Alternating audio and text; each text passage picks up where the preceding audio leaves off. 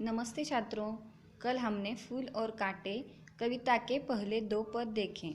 आज हम आगे के पद के सरल अर्थ देखेंगे। तीसरा पद है, छेद कर कांटा किसी की उंगलियां, फाड़ देता है किसी का वरवसन। प्यार डूबी तितलियों के पर कतर, भौर का है वेद देता शामतन।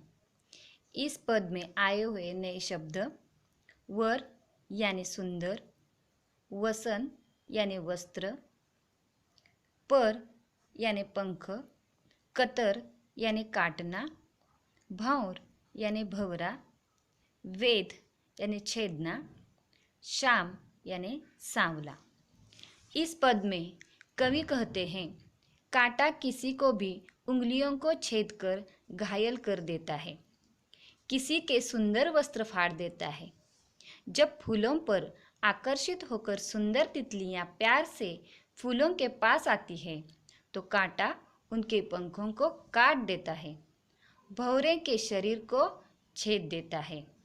इस तरह मनुष्य अपने कर्मों से ही अच्छा या बुरा बनता है। इसीलिए बच्चों, हमें भी अच्छे ही कर्म करने चाहिए। आगे चौथा पद, फूल लेकर तितलियों को गोद में, भौर को अपना अनूठा रस पिला। निज सुगंध ओ निराले रंग से, हे सदा देता कली जी की खिला। इस पद में आए हुए नए शब्द अनूठा यानी मीठा, जी यानी मन। इस पद में कवि कहते हैं, दूसरी ओर फूल तितलियों को प्यार से अपनी गोद में जगह देता है, भौरों को अपना रस पिलाता है, अपनी मदमाती सुगंध और रंगों को निराली छटा से सभी के मन को प्रसन्न कर देता है। इस तरह फूल और कांटा एक ही पौधे पर होने पर भी वो अपने अपने अलग अलग कर्मों से अच्छे या बुरे बनते हैं।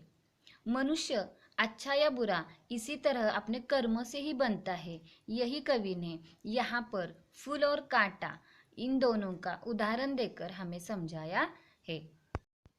आगे पांचवा पद, है खटकता एक सबकी आंख में, दूसरा है सोहता सुर शीस पर। किस तरह कुल की बड़ाई काम दे, जो किसी में हो बड़प्पन की कसर। इस पद में आए हुए नए शब्द खटकना यानी चुभना, सोहता यानी शोभा देना, सूर यानी देवता, शीस यानी सिर और कसर यानी कमी। इस पद में कवि कहते हैं, अपने व्यवहार के कारण कांटा सबकी आंखों में खटकता है।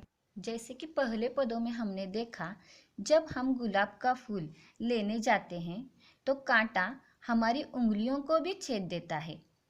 प्यार में डूबी तितलियों के पर भी वह काटता है, भौरों के तन को भी वह छेदता है। इस तरह वो अपने कर्मों से बुरा बनता है। तो हमें याद रखना चाहिए कि हमारे कर्म अच्छे ही होने चाहिए। जबकि फूलों को देवताओं के शीश पर चढ़ाया जाता है। क्यों? क्योंकि फूल तितलियों को गोद में लेकर रस पिलाता है, अपनी सुगंध और रंगों से सबका मन प्रसन्न करता है। इसलिए हमें गुलाब के फूल अच्छे लगते हैं ना। इसीलिए हमारे कर्म भी अच्छे होने चाहिए। यदि हमारे काम अच्छे न हो तो हमारा उच्च कुल में जन्म लेना हमारे किसी काम का नहीं है। इसीलिए हमें याद रखना चाहिए कि हमें अच्छे ही कर्म करने चाहिए। यही कवि ने हमें इस कविता द्वारा बताया है। इस कविता द्वारा हमें यह सीख मिलती है कि कवि ने कर्म को महत्व दिया है। मनुष्य महान कुल में जन्म लेने से बड़ा नहीं होता, बल्कि अपने श्रेष्ठ कर्मों से ही होता है। कविता में आए हुए लययुक्त शब्द पालता डालता, बही नहीं, वसन तन, पीला खिला। धन्यवाद छात्रों।